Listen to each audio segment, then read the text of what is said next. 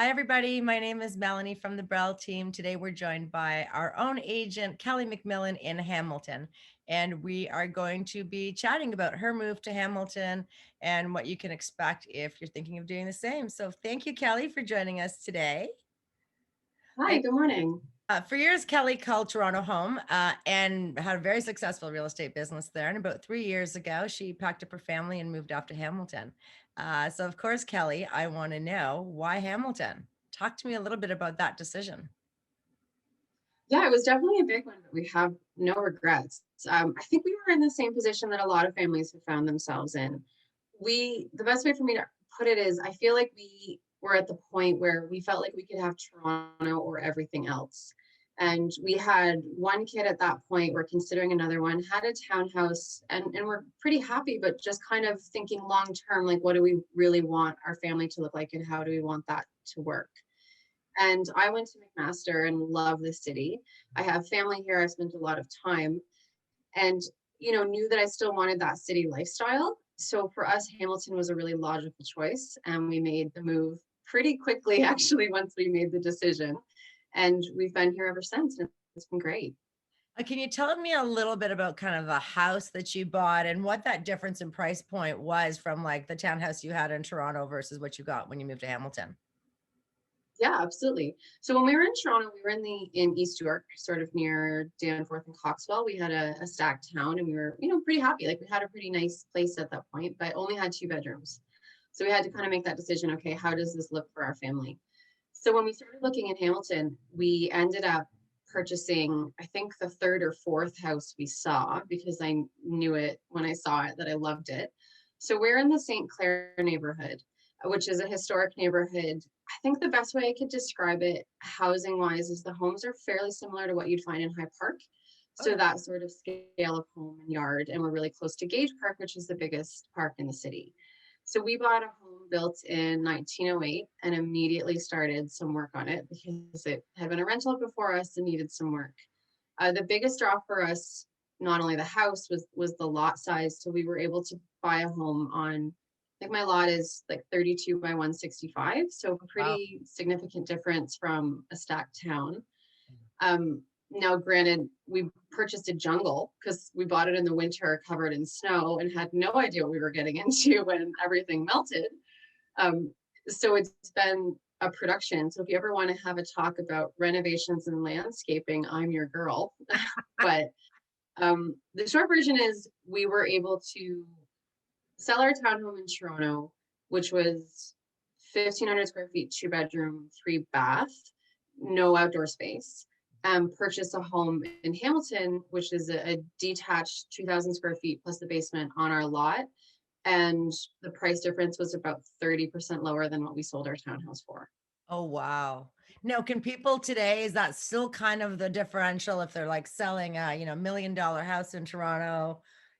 Can they get kind of that kind of still that big of a difference when they move to Hamilton? I Obviously, for think so. I think it really depends on what they expect. But I mean, the short version is while our prices have gone up here, prices in Toronto have been rising at a fairly similar rate. So there's always, okay, you can sell, and then, well, what can you buy? So the best way to say it is that your money still goes a lot farther here than it would if you were to buy in Toronto. So often, initial conversations I have with people are things like very basic, like, well, we want 3 bedrooms, we want somewhere to park, and we just want the home to be detached, and we want to spend, I don't know, we often hear, in that like 650 or 700 range. And the answer is just yes. I mean, we'll talk about everything else, but that's possible. So if you're thinking about what you can sell for in Toronto and what sort of equity you're freeing up and what you want to buy, I think you're still going to be pleased with what you can get, even if our prices have gone up, a fair bit in the last year. and that's a big deal, right? Because I mean, it's 650, 700. I mean, you can't buy a house in Toronto anymore. Like you can't even really buy a lot for that these days. Hamilton market has been so hot for so many years. And I know we've talked about adding a Hamilton agent for years. And when we met you, we knew that was an obvious fit to bring you onto the team. It seems like there are more people obviously transitioning outside of Toronto during the pandemic. Are you guys seeing a lot of the kind of the people running away from the city in Hamilton in the last year? Or tell me a little bit about who's moving to Hamilton. Well, Yeah, it's been pretty interesting. That intra-provincial movement, I think, has been something that we couldn't have anticipated before this pandemic started. I mean, this move from Toronto to Hamilton is something we've been seeing for a long time. I mean, I don't want to say it's a joke, but it's been like a little bit of a joke. If you ever watch, like, Baroness von Sketch has a hilarious sketch about moving to Hamilton. So this is a move that's been happening. It's not new. It's just it's increased significantly in the last year. So it's actually been interesting for me. Like, those are majority of my buyers are coming from the GTA and coming to Hamilton, and the reason why is they're often working from home right now, but there is that thought of, well, what if that changes? And so you can commute from here. Like, I will always be very frank about the realities of the commute from here. My husband was doing it 5 days a week before everything shut down. So I'm very open book about how that happens and what it means for your family. But if things reopen fully, you can still live here and you can work downtown successfully. You can pull it off. So I think that's really a big piece of it. It was really interesting for me. Someone I follow on Twitter, Mike Moffat, who I believe is a Profit Ivy business, did a really great study about movement within the province. Like, where are people going? And the two top groups coming from Toronto to Hamilton over, I want to say the last 6 months, but please double check this timeline, was adults from ages 30 to 34 and children from ages 0 to 4. And so that's who's moving here. It's families or people thinking about families. It's trying to get the dream of the house and the yard and the space is all still possible here. And I think that's really what has been the driver over the last 6 months, 1 year, when we've all been forced to go, okay, what are we doing? This has been really interesting for us. So I think that's our biggest piece of movement, is that group right there. Well, it's interesting too, in that, I think I used to always think of Hamilton as if you can't afford Toronto, buy in Hamilton, which is still a big part of the market. But I know in the last year, some of our own clients in Toronto wanted to live outside of Hamilton and have kind of the country experience, but close to the city, which is not even something to be honest, I didn't even really know there were that many options kind of outside in the big luxurious homes with the pools and the acreage. Are you finding a lot of buyers looking to make that move and still kind of have the access and convenience to Hamilton? Absolutely. I think the important thing for people to remember is that Hamilton amalgamated roughly at the same time that Toronto did. So we do have Greater Hamilton. So it's not just the historic downtown. It's not just Hamilton Mountain. Ancaster, Flamborough, Waterdown, Glenbrook, Stony Creek, that's all considered part of Hamilton. Ancaster has always been a bit of a luxury market, so it's not that surprising to see it move. It's been more so how quickly things have been moving. So the demand has definitely increased. Flamborough in places reminds me a fair bit of Caledon, to sort of give the, kind of interesting comparison. So I think what's been happening is, as we're seeing this secondary market opening up, like secondary homes, luxury country homes, rural properties becoming more in demand, we've been seeing Flamborough like really get hot. Like, quite frankly, like, I believe, and I have the stats and we can share them later with our Hamilton video, but I want to say February, year over year, prices in Flamborough were up over like almost 40%. Oh, wow. And with sales, like, this wasn't 2 sales driving it. They had over 30 sales and not a huge market. So we're seeing that luxury rural market is a really interesting place right now, because you can get a really gorgeous country home for something really reasonable. Relatively so is the best way that I would put that. Now let's talk about money a little bit, because everybody always wants to know what their budget will get. I mean, when somebody calls you and they're a first time buyer, if I call you and I say, hey, I have a budget of $500,000, is there anything I can get for $500,000 in Hamilton? You can. Unfortunately, it's a different conversation than we would have had a year ago or 6 months ago. There was a lot more available in that $350 to $450 price point pre-pandemic, and even earlier in this year, but it has changed. They still exist, is the short version. It's just about being realistic about what you can get for that price point. So you're going to be looking at mostly bungalows, like 2-bedroom, 1 bath, sort of an idea. Probably needs a little bit of work. Yeah. But you can get that and then build on it, and then that becomes your stepping stone. So it's kind of, what people often do with their first condo. So if you buy the 1-bedroom condo, it works for you for a few years, you build some equity and you move on. Okay, buy the really cute 2-bedroom, 1-bathroom bungalow, make it work for you, improve on it, and then move on. Or if it works, it works. But that's really, the options are a bit more concentrated neighborhood wise. Like there are a few neighborhoods where that's just no longer really an option anymore. But you can get something. You just also have to be ready to put in a little bit of elbow grease and ready to compete, because those are it's a really, really competitive market under 500. Well, that's what I love about Hamilton for first time buyers is it gets you in the market. I mean, 500 in Toronto is going to get you, a studio condo. 600 in Toronto will get you a 1-bedroom condo in kind of central Toronto. Whereas Hamilton lets you get on that ladder, and I'm aging myself. But like I bought my first condo in King West before it was King West, and I paid $154,000 for it, which was a ridiculous amount of money at the time. But that allowed me to grow with the market and increase it and, kind of change and upgrade my space over time. And I know that's one of the challenges a lot of people have in Toronto, is that just getting in is hard. And then you've got prices going up 5, 10, 15% a year. You can't save faster than they're going up. And getting that first property and getting in the market is so critical. And Hamilton's always one of my favorite places to talk to first time buyers about, because you can just get in and you can get something and then you start on that ladder. Now, I asked you to put together some, hey, what do you get for what pictures, and I'm just going to share my screen now because I put them in a little presentation. Maybe tell us a little bit about, what could be inside of a kind of the typical houses that we've picked here that have sold recently, and a little bit about the neighborhood that they're in. For sure. Well, and all of these homes have sold in, at most the last 3 weeks. So these are pretty up to date numbers and what is going on. So this first one we'll show you. So I broke it down as first, like, what can you get for under 550? Because the thing is, if you can even push yourself over 500, a lot of doors open, quite frankly. So that Literally under 5 still exists, but 5 to 550 just offers so many more possibilities for a buyer out there. So this was a really cute house. I showed this house a couple of times. This is in the Crown Point neighborhood. I adore the Crown Point neighborhood. I think it's just like, if you are a first time buyer coming in, I think it's a really solid community. I think it's close to the Ottawa Street North Shopping District, shopping and restaurants. It's where like the cool butcher shop is and the great coffee places and the restaurants.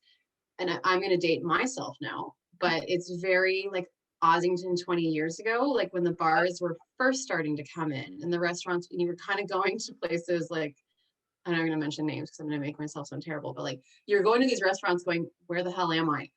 It's not quite as where the hell am I, but at the same point, it is the same vibe. You have really terrific antique stores and fabric shops and like the best burgers in the city and Murray's Butcher Shop.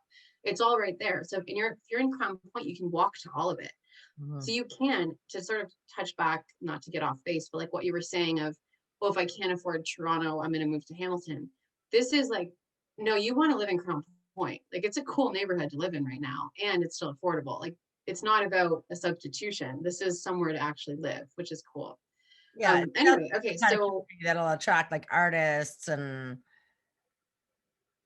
it's an interesting neighborhood because a lot of really cool places are coming in now, which is really neat to see. A lot of the old places are still staying, excuse me, very, very local.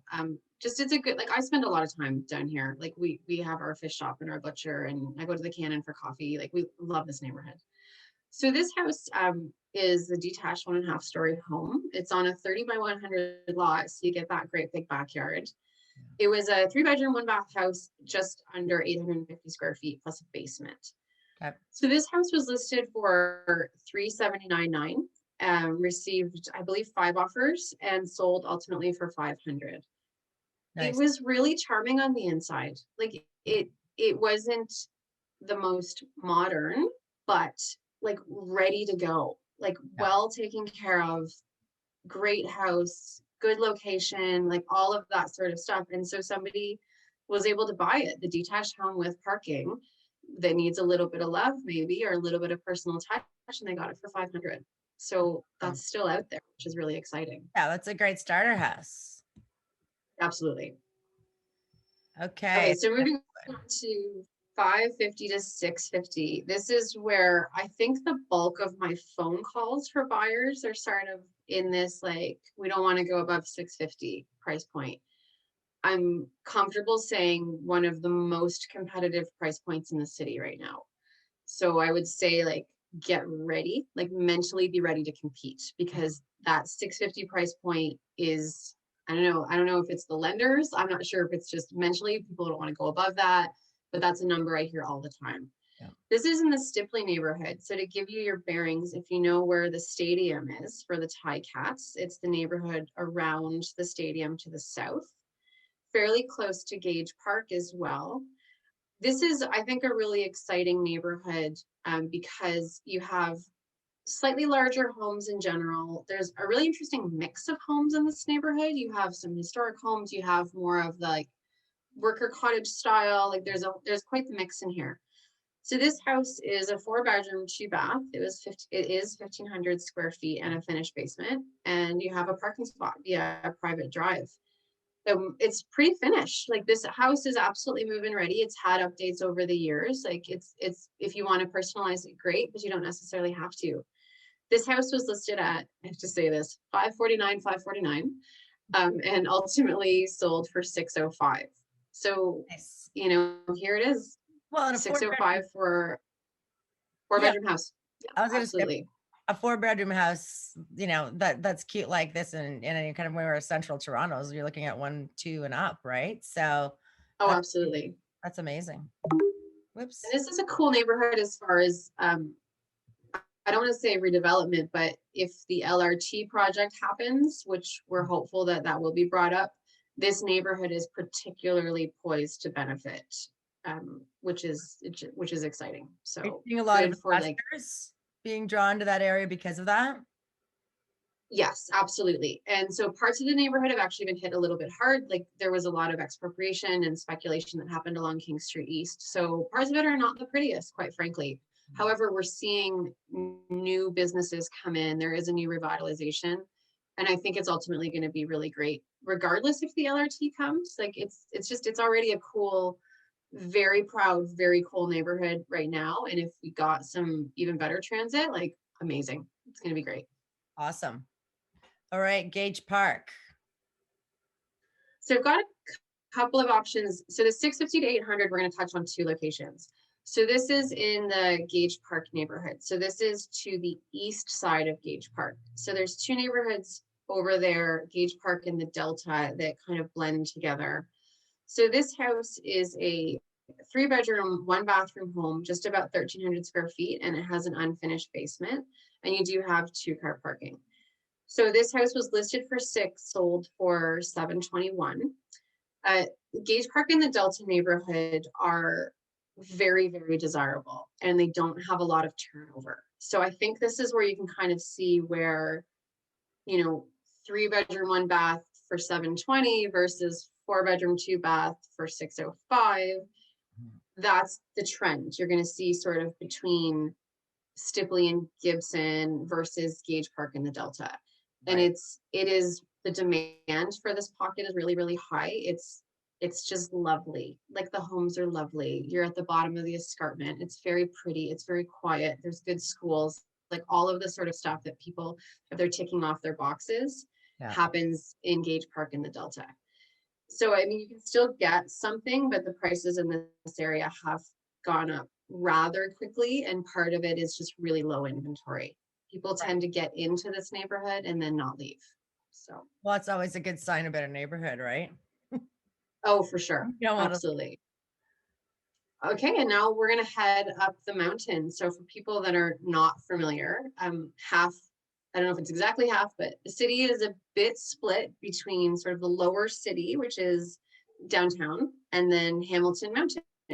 So Hamilton Mountain is the back half of the Niagara Escarpment, is the best way to explain it. So we have tons of, like, the hiking trails are incredible. We have some crazy number, like 100 waterfalls. Like, it's absolutely beautiful. It's part of the Bruce Trail system. And then on top, you have homes and shopping. It's a little bit more suburban is the best way for me to describe it, because it is quite a large area. But that's the best thing to think. If you prefer that more like suburban lifestyle, the mountain is more of that versus the lower city. And it looks So like this house newer is homes as well. It's not kind of century homes in this area, I assume. exactly. There's a couple of pockets of century homes, but for the most part, they are newer. And I mean, you could be talking like the 40s versus 1900. Got it. But then also a lot of developments. So like a lot of developments like late 80s, 90s, early 2000s, things like that. Subdivisions. This is where you're going to find subdivisions is mostly on the mountain. So this is in Mount Hope, which my best way to give you bearings is if you know where the airport is. This is the area around Hamilton Airport, Okay. which before the pandemic was being really well served. We will see what happens.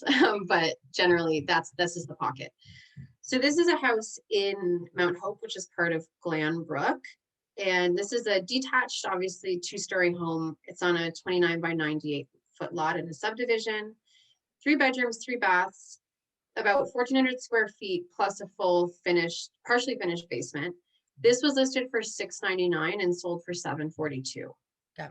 So it's a beautiful home. It's ready to go. Like you can just park it and enjoy your backyard. So this is kind of this style we see a lot of in these areas, particularly around like Glenbrook, where you can get these subdivision styles. When you can still see there's big trees and like it's still mature that way. It's not with a brand new subdivision with the 1-foot trees, which is nice. No, exactly. And we have those, there's a lot of building happening more, like, especially in the Binbrook area, which is kind of closer to Stony Creek. Yeah. That's filling in rapidly. Areas like, for the most part, of like Mount Hope and Hamilton, the rest of Hamilton Mountain are more established. Okay. This is awesome. I'm learning so much actually. All right. Now Yeah, we're it's cool. I like talking under about 2 it. million. Okay, so we're gonna stay on the mountain for a bit. This is more like central mountain area. So this is it's just ready to go. I don't really know how else to put it to not say move-in ready again, but this was a beautiful home. So this is obviously a detached home on a 44 by 114 foot lot. We could put 2 houses 3 on bedrooms, 3 Toronto. bath. Sorry? I said we'd put 2 houses on that lot in Toronto at least. Yeah, exactly. To me, this area reminds me like housing style, like Markland Woods, kind of that sort of vibe of the houses. So this was 3 bedrooms, 3 baths, over 2,000 square feet, full basement, 2-car garage. This was listed at $799 and sold for $920. So I mean, it's a big house. It's a beautiful house, and you can get it for under $1 million right now. And you're close to the highway. You can commute in. You can do all of that. So like, I don't know what you'd pay for this in Mississauga, but I don't think it would be $920. Well, one of the nice things too about, some of these houses is keeping it under $1 million also allows, people to not have to have a 20% down payment and go through CMHC, right? Because when that change happened, that $1 million mark really is a ceiling for a lot of first-time buyers because they can't get CMHC if it's priced over there. So they naturally have to go to smaller houses when they're going in Toronto. We're just like, wow, this is huge. For under $1 million, that's just a little bit shocking. I kind of love it. Well, it's an interesting thing where, I talk with clients a lot about price, product, and location. And if the 3 things don't match your expectations, one of them needs to change. Yeah. So we're looking at like, well, what do you expect? Like, what do you think you should get for $900,000? Well, here you go. Like you can get a lot, maybe not in Mississauga, but you can get it here on the mountain and you can get a really great lifestyle, right? So it's one of those pieces has to adjust. And Yeah. honestly, with a house like this, you're not really compromising much. Like you're getting something really spectacular. Well, especially with everyone spending so much time at home these days. And now, our houses are our schools and they're our restaurants. And like everyone has changed how we look at home in the last year. So I think space is For sure. bigger and bigger in demand. Absolutely. Great. I've flipped the switch here. Now we've got one in St. Clair, same price point. So this is my hood. So I'm, pretty in love with this. loved this house. I showed it to two sets of buyers and it didn't work and it broke my heart because they were cool and I wanted them to live around the corner from me. So this is what you can get in that price range in a historic neighborhood like St. Clair. So to give you your bearings, this is on the west side of Gage Park, which is, we spend so much time in that park, it's kind of crazy. Anyway, this is what we call like a Hamilton Classic 4. So this layout, we see a fair bit. This style of home is a really dominant style in the lower city in this neighborhood. This is an excellent example of it. This house was really, really cool. So this was, it's obviously detached, 2.5 story home on a 37 by 125 foot lot. It's a rare lot size in this neighborhood. For the most part, they're under 100-foot depth. So to have the 125 was really, really cool. Particularly with the driveway, you're not sacrificing anything for parking in the back. So the backyard was so pretty. It's a 4-bedroom, 3-bathroom home, 2,200 square feet, plus a full unfinished basement, and a garage. So Well, this house was listed, sorry? So I was gonna say, I can see why you compared it to High Park, because it's that, I mean, I look at that house and I'm like, yeah, that must be a house in High Park. Such similar style and It size. is the same timeline. The most of the homes in this neighborhood were between roughly like 1905 and 1915 with a few outliers. So yeah, it's the timeline works.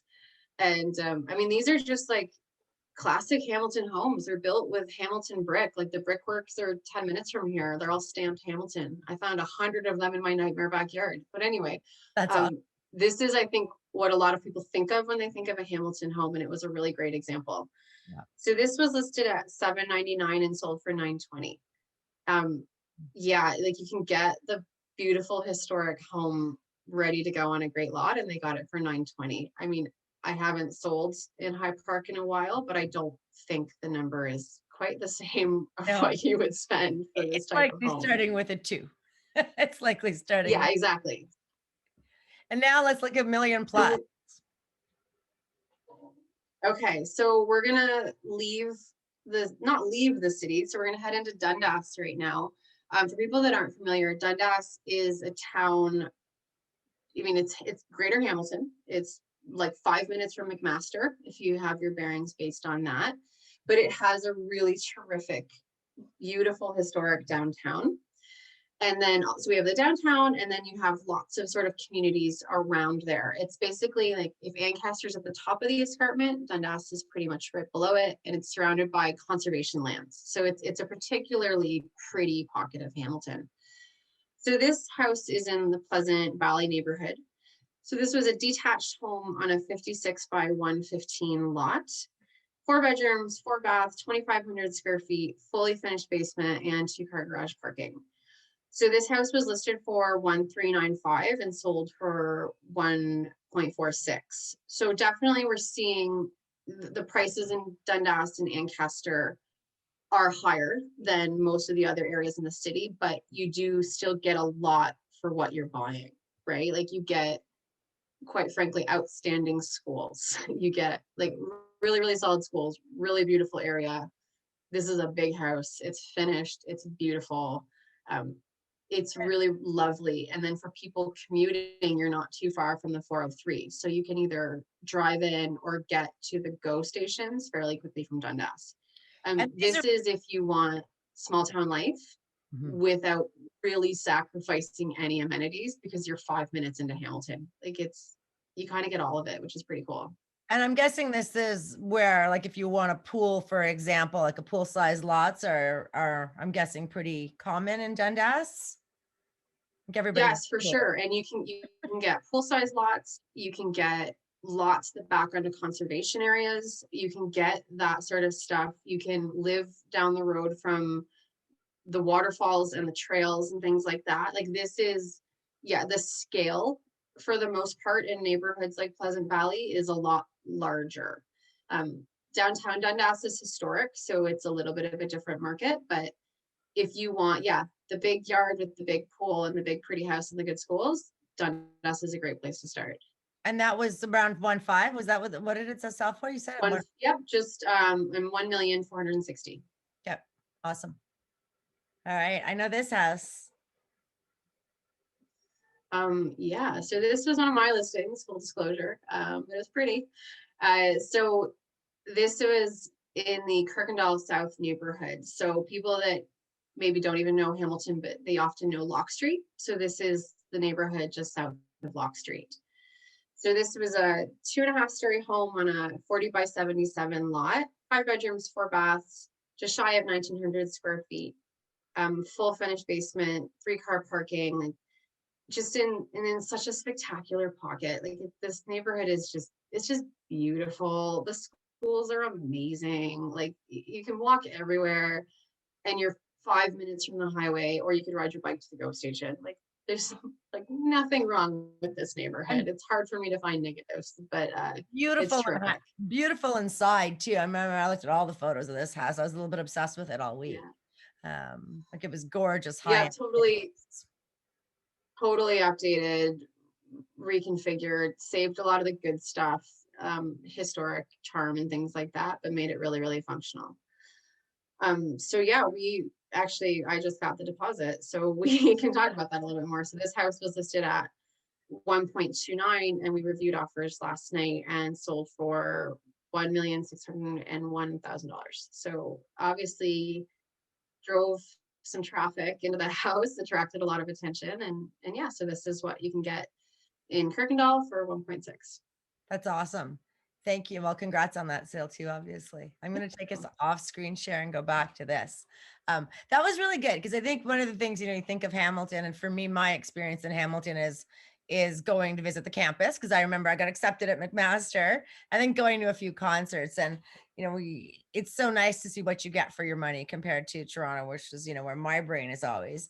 And I always talk about lifestyle in Hamilton, and I think that's sort of the next big thing, right? Once you're thinking of moving there, okay, what can I buy? Is that going to fit with what I want? The next piece is, what's my life going to be like? So I want to talk a little bit about that. You touched on commuting. And we're all sort of, a lot of us are working from home right now, but how long is the commute typically from Toronto to Toronto if you want to go downtown? Well, I mean, yeah, let's talk about going to downtown, because once you get to Toronto, I have no control over that. So the best way I can do it is to sort of speak from our experience. So we live in St. Clair. My husband's office is at Front and Bay. Mhm. So he typically would get up in the morning, drive about 15 minutes to actually the Aldershot Go, worked the best for us. So that's in Waterdown. You can avoid the highway, like you can go through the city or take the highway. It's actually pretty speedy in the morning, believe it or not. You would park there and then take the train in. So door to door, if everything cooperated, it was an hour and a half. Now, I'm not saying that lightly, because I respect that it's an hour and a half of your life. But I will say, before that, he was doing the subway, transferring at Yonge and Bloor, heading out to Coxwell Station, and there were days when that was an hour and a half. Yeah. So, you get on the train, you're the first person on the train, you get a seat, you ride in, you can work. Like, Yeah. there's a lot of people just sitting and working, there's people sleeping and things like that. And then also there are express options. So, I mean, if you can catch one of the express that skips all the way to Clarkson, that saves you 15 minutes, things like that. That's, I think, in my opinion, sort of the dominant way that people do the Go. We do have the Hamilton Go Center and West Harbor Go. Those are both within the city. Mhm. The trains are less frequent. We've been promised all-day train service, but depending on the provincial government, that changes sometimes. So currently, we have expanded train service, and I will confirm this again, but it was 2 trains in the morning, 2 trains in the afternoon, and then fully supported by buses. So that was an option. I believe it had expanded to 4 and 4, and then all day. Let's cross your fingers for that. Yeah. Issues with Hamilton Go and West Harbor is limited parking. So they're both, like, Hamilton Go is served by bus lanes, or excuse me, bike lanes. You could ride your bike. You could walk if you're in the right neighborhoods. Mhm. If you want to park, Aldershot is your best bet. That's sort of the Go situation. We're getting a new station in Stony Creek, Centennial Go, so that'll open up options in the East End. And there has been talk of an expanded station in Grimsby as well, but that, I believe, is on pause right now. If you wanted to drive, you just got to time it right. I mean, I think we all know what a commute is like. You have some options that you can get you can enter the 407 is pretty easy to do. So if that's an option for you price wise, you could do the 407 all the way in. I've done that a number of times. If I'm going into like Treb or a meeting or something like that, I just take the 407 and it's not too bad. Those are really, I think, really your two options Okay. as far as that goes. It's either driving, dealing with it, figuring out your timing, or doing the go. Well, it'll be interesting too to see as the world reopens how many people go back to the office, how many people do it part-time. Like that'll change everybody's needs commuting wise too. I suspect some of that's going to be permanent, but what the heck do I know? Now you I talk, agree. It's going to be an interesting balance to see, like, well, we've got more people coming in. So, but then if fewer people are driving out in the morning, what does it really mean? So exactly. I'm curious to see what happens going forward. Now we talked about a lot of young families being drawn to Hamilton. Talk to me a little bit about schools, daycare, life when you've got kids, and how that feels and what people can expect. And you've got two little, It's so I know you can interesting. do it. Yeah, it's so if I was to sort of give the like TLDR version, I would say I find living here with children a lot easier than I did in Toronto. Uh, and it's a couple things. So we are more of a car culture, which has its pros and its cons. But um, everywhere I go, I assume there's going to be parking. And if you're dealing with car seats and strollers and whatever, just to not think about that is quite lovely, quite honestly. The I can't think of a single restaurant in the city I couldn't bring my kids to. And even like the really good stuff, which is great. There's a place downtown that we love called the Diplomat, which is like beautiful and sexy and really great food, everything you kind of want from like a great Saturday night restaurant. And there's changing tables and high chairs, and just like, Wow. yes, score, we can do this. So I just find that generally the city is a little bit more geared to families. You can fit your stroller into the restaurants, amazing, like things like that. Daycare is, in my experience, I'm hesitant to put a percentage on it, but okay, I can say from what we were paying in Toronto for daycare, and then when we moved here, it was about 25% cheaper. Oh, wow. And we made a pretty lateral move as far as type of preschool and things like that. Yeah. So that was quite nice to see. We have centers, private schools, Montessori, home daycare is really big here. There are definitely a lot of options, which is great. Getting into aftercare, just from speaking with friends, I've heard is a lot easier to do. Schooling wise, you have the same options that you do in Toronto. So we have, obviously public system, we have Catholic system, there's French immersion. We have fewer French immersion options. So depending on the neighborhood, you're probably looking at busing. But you can do French immersion all the way from, I want to say SK to grade 12. So it's definitely out there. And there are some private options as well. I find it quite honestly difficult to get information about the individual schools here. So there are always great like neighborhood Facebook groups. Believe it or not, I'm going to advocate for the neighborhood Facebook groups to talk about parents and schools.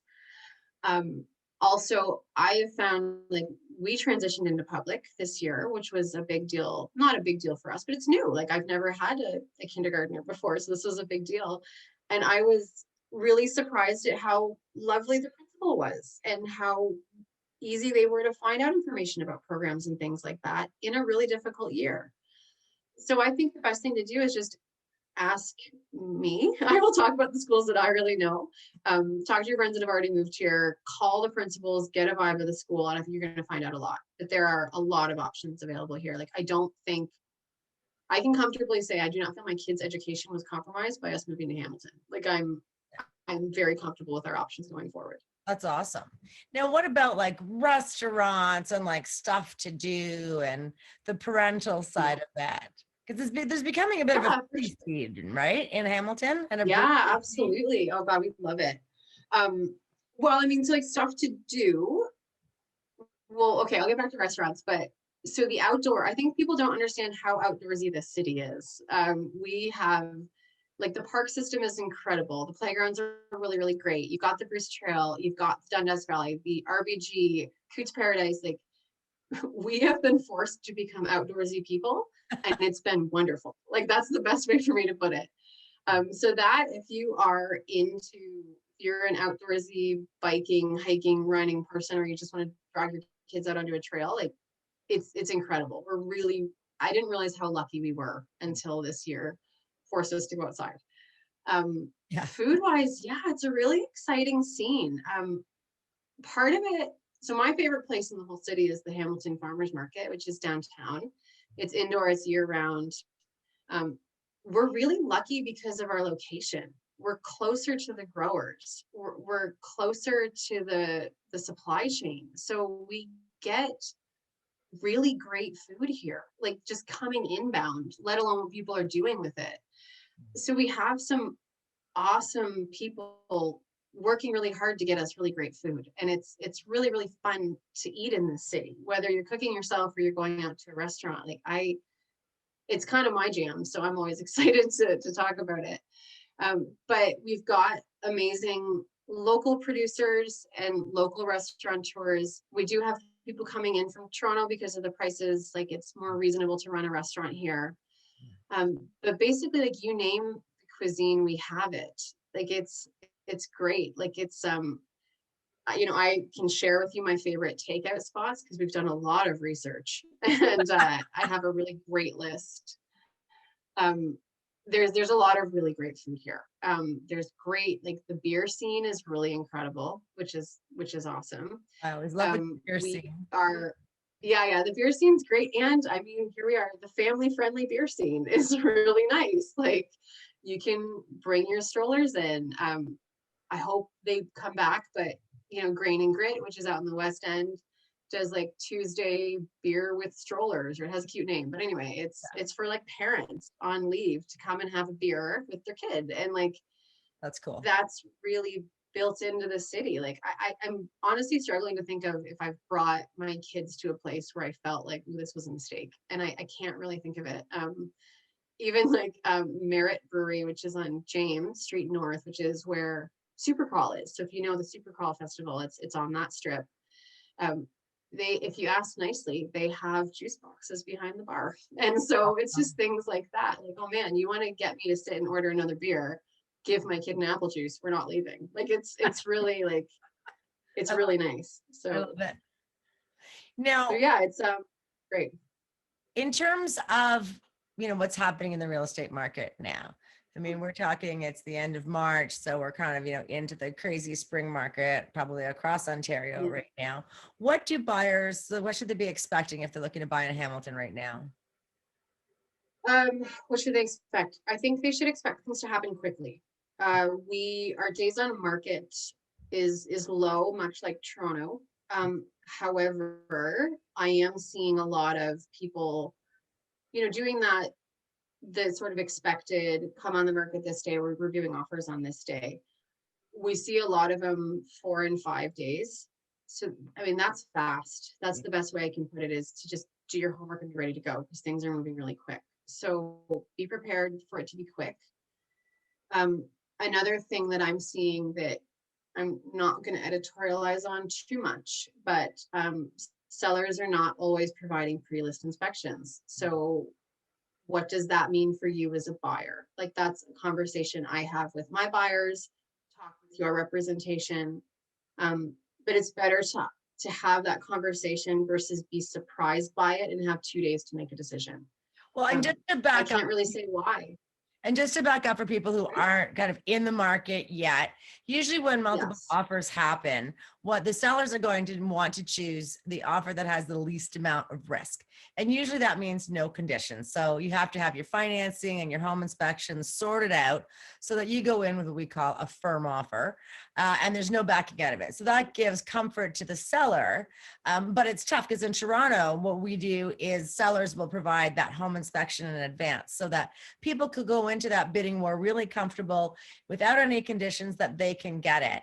And I know that the bidding war scenario has been going on for a while in Hamilton, but not as long as in Toronto. And that is definitely something. So obviously the market is very busy. They're getting multiple offers. I mean, can you still get a house in a bidding war and win it with a condition, or do you have to have everything sorted out in advance? Well, Never say never. We're just not seeing as much as we used to. Even 6 months ago, it was more common to see an offer accepted on offer night with conditions. We're not seeing that as much. So really it is important to do your homework, whatever that may be, whether it's getting your own home inspection done, making sure your financing is in line. Just be prepared that if you have to proceed with a firm offer, how do you do so? These days I'm talking to a lot of people that are looking to leave the city, and one of like the first things I tell them is you need to work with a local agent, because there's nothing more local than real estate.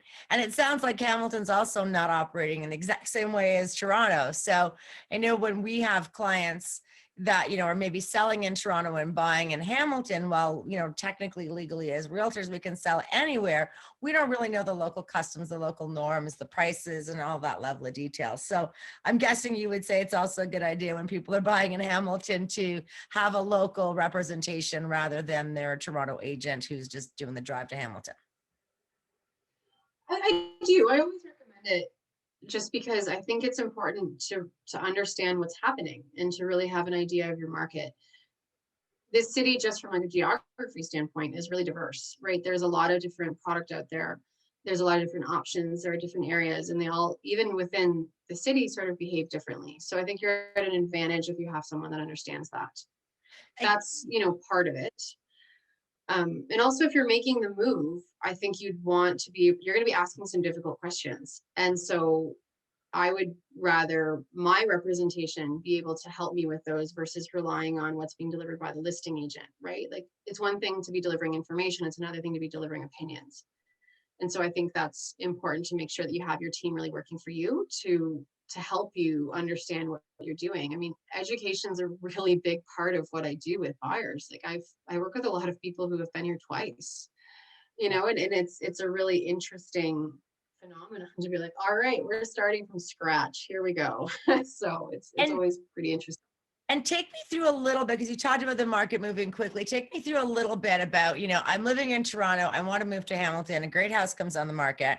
Like, what does that look like? Do I have to drive to Hamilton every time a house is on the market? Like, how do you work with people that are moving from somewhere else to Hamilton? What does that process of house hunting look like? Well, it's not, you don't always have to be here, which is kind of an interesting way to approach real estate.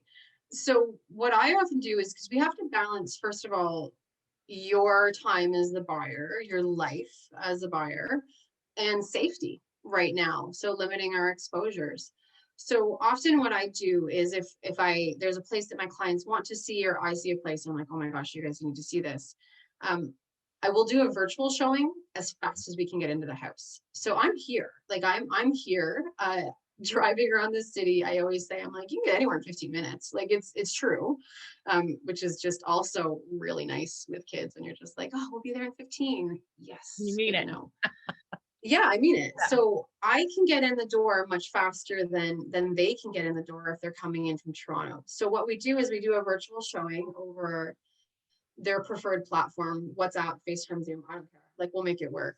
We do a video showing where I walk them through the house. I show them everything. I try to find things like, okay, the color of the floor on my screen is the same color as it is in real life. Like, just like really Yeah. working hard to get their bearings a little bit. And so what that does is, if they love it, they've basically already had a showing. So the second showing, when they come in person, is just confirming. Right. It's getting the feeling. It's, how does the house smell? What does it look like? All that sort of stuff. But also, if they don't love it, you're not fighting traffic and coming out here. Like, we can just take it off the list and we move on. So they get the information about it without maybe having to not waste the time, but like we can gather information without you physically being here. In extreme cases, we've done a purchase off of just the video calls. Wow. I think we were doing those a lot in the spring, not as much now, but again, it can be done. Like, you can feel good about what you're doing. But for the most part, it's, we get in right away virtually. I often book the second one at this, like when I book the two of them, just so I make sure we get those time slots we need, because they are limited. Because people that aren't active at the moment probably don't know, like, we're looking at 30-minute time slots, sometimes 15-minute time slots. Because of COVID safety, we're not doing double bookings, which means like one group in at a time. So if you look at, so how many hours over a 5-day period, realistically, how many groups can get through that house? So like I book my 2 right away, Right. particularly with people coming in from Toronto. I can't ask people with 2 kids to be here at 3 o'clock on a Thursday afternoon. It just can't happen. So like we're going to get that virtual one at 3, and we're going to have that Saturday booked so that we're ready to go. One of the things I most love about you is how passionate you are about the neighborhoods. And I remember in the early days when we were, having sort of those interviews together, because Mm, finding out about a neighborhood when you're moving to a new community is so hard. And I think it's that much harder during the pandemic when you can't just go for breakfast somewhere and have a beer in a pub in the afternoon and get a feel for it. I would expect that your clients have really benefited from that passion that you bring in trying to show people what that neighborhood is like in non-pandemic times, because that's a tougher thing to be able to evaluate. They really need to be able to trust their agent to make sure you end up in the right neighborhood, because it's great mm. to have the right house, but if you're in the right neighborhood, your life's not that much great either, right? Like you really need to have the two together. I Do mean, you there's always growing pains coming into a new city, right? So if I can limit those, then I've done my job. And it is too bad that you can't just come here and hang out. Like Hamiltonians are chatty. And so people love to shoot the breeze. And I sort of love that. And so it does, I hate that you can't come and just like have breakfast and chit chat with the next table, because it is, you always get something good from it. So someday we'll be able to do that again. That'd be good. gonna happen again soon. But in the meantime, I love when your clients go to you for recommendations for all the services and all of the things and helping make that transition smoother. That was one of the things that really impacted me when we chatted early, was just how much clients trusted you, not just with the purchase, but with building their life in a new community. So I always think that's kind of cool. I don't know if I've ever mentioned that to you before, Oh but no, I'll take it. awesome. Thanks. I have my like cheat sheet that I send people of like, okay, it's your first night. Here's where you're getting your groceries. That's awesome. Here's who delivers. Here's who doesn't. Don't order for pizza from here. Like things like that. And that list is there's no, I'm not receiving anything from it. I wish I was. It's just trial and error That's and awesome. eating a lot of terrible pizza. Sorry. Now, if somebody has a house to sell in Toronto and they want to buy in Hamilton, talk to me a Hmm. little bit about how that works. Which one do you do first, and how does that work? And who should they engage on both sides? Should it be the same agent, that sort of thing. Well, it's very collaborative, and the earlier we can start that collaboration, the better. So actually, I recently did one like that, situation like that with Helena on our team, where she represented the sellers in Toronto, and then they came here for the buy. And so, honestly, before we even talked to the sellers, Helena and I had a bit of a game plan, just in the sense of, okay, we knew the address, we knew the neighborhood, she knows that market. I know roughly what their budget is. So we kind of know what's happening on this side, so that we were able to immediately recommend the order of operations. That's really the thing. So every situation is really unique, but if we can work together very early on, we can make sure that that process goes as smoothly as possible. Like buying and selling a home is very stressful. We do not want to contribute to that. So let's make it happen. So whether that's someone within our team or if it's somebody outside of our team, like it's really, we have to work in tandem to make sure it all works together. So that's the thing, is I think if you have the opportunity to engage people in both areas early, connect them, we can come up with a really great plan. That doesn't mean it has to go that way. Like I've had people, like I have buyers right now who their home has already been sold. And so it's a different experience for them to be buying here because their needs and timelines are different. Or, what do you need? Do you need the equity from your home? Can you own 2 homes? There's so many pieces to it. It's just getting the most information we can as early as we can, so that we can then advise you, this is how you should do it. And if we can do that, things go fairly smoothly.